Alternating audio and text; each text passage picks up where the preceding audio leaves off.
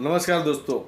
દેશમાં શું ચાલી રહ્યું છે તે ખબર પડતી નથી દોસ્તો પહેલાંના સમયની વાત છે. જે ફિલ્મો બનતી હતી અને સેન્સર બોર્ડમાં જતી હતી તે અમુક વધારે પડતા લોહિયાળ દ્રશ્યો હોય અથવા તો આક્રમકતા હોય અથવા તો નગ્નતા હોય તો સેન્સર બોર્ડ તેને મંજૂરી આપતું ન હતું. અમુક સીનો કાપવા માટે મજબૂર કરતું હતું. એમાં ફિલ્મ શોલેનો જે ક્લાઇમેક્સ છે જેમાં ગબ્બર સિંહના બે ફિલ્મો આપણે જોઈ છે. હાથ ઠાકુર દ્વારા તોડી નાખવામાં આવે છે. પહેલાં એ સીનમાં ગબ્બર સિંહની હત્યા હતી, પરંતુ સેન્સર બોર્ડે એ સીન કપાવી નાખાયો કે નહીં, આ વધારે વાયલન્સ થઈ જાય છે, વધારે પડતું થઈ જાય છે, માટે આ સીનને મેં મંજૂરી નથી આપતા. પાછળથી સીન બદલીને ગબ્બર સિંહના હાથ જે ઠાકોર સાહેબ કચડી નાખે છે તેવું બતાવવામાં આવ્યું, તેની હત્યા કરતાં બતાવવામાં આવ્યું નથી.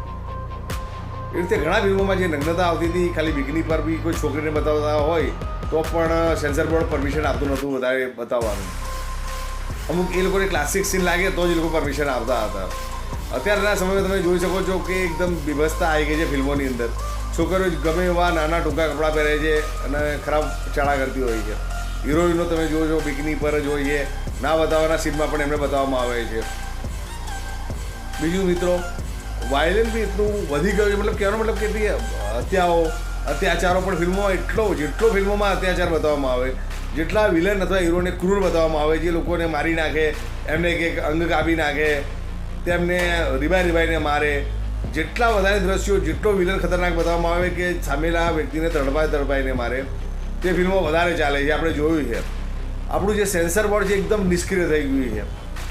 એમાં તમે એનિમલ ફિલ્મ જોઈ હોય, KGF જોયું હોય, પુષ્પા જોયું હોય, ખાસ કરીને ધુરંધર તમે જુઓ, એમાં અમુક સીનો એવા છે કે જે આપણાથી સહન થતા નથી. એવા સીનોને અત્યારે મંજૂરી આપી દે છે સેન્સર બોર્ડ. તો સેન્સર બોર્ડમાં કેવા લોકો બેઠા છે, અને આ બધી વસ્તુઓ જે થઈ રહી છે તેમાં ભારત સરકારની જરા પણ નજર નથી. અને આ બધી વસ્તુઓ જે થઈ રહી છે તેના ભારતીય જે યુવાનો છે, યુવતીઓ છે, તેના મગજ પર ખરાબ અસર થઈ રહી છે દોસ્તો.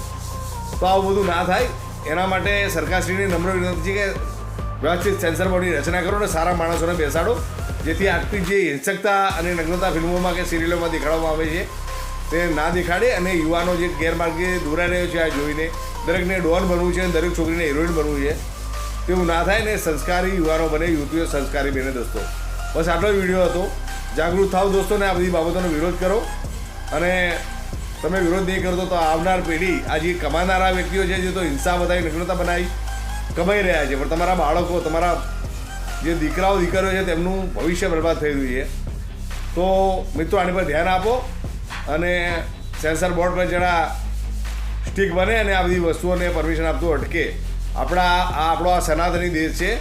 આપણો આ દેશ કે અમેરિકા કે રશિયા કે એવો કોઈ દેશ નથી જ્યાં બધું જ ચાલી જાય.